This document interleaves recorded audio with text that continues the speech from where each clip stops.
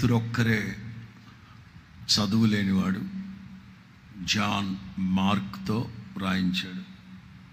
Almost మిగతా వాళ్ళందరూ చదువుకున్నవాళ్ళు.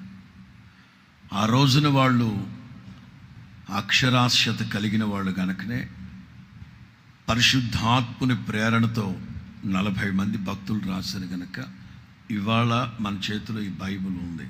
దేవునికి మహిమ కలుగును గాక. మీరు గుర్తుపెట్టుకోండి, జీవితంలో మర్చిపోవద్దు. సేవకుడు వాక్యాన్ని చెప్పిన వెంటనే 1 పరిశుద్ధ గ్రంథాన్ని తెరవాలి, 2 చూడాలి, 3 చదవాలి, 4 మీరు చదువుతున్నది మీ చెవిన పడేంత ఫ్రీక్వెన్సీలో చదవాలి, చప్పుడుతో చదవాలి, 5 రాసుకోవాలి.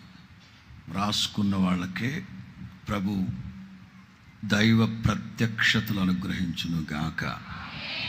మొదటిది సేవకుడు వాక్యం చెప్పిన వెంటనే పరిశుద్ధ గ్రంథాన్ని తెరవాలి, 2 చూడాలి, 3 చదవాలి, 4 మీ చెవిన పడేంత శబ్దంతో గట్టిగా చదవాలి, 5 రాసుకోవాలి. ఇది జీవితంలో మర్చిపోవద్దు.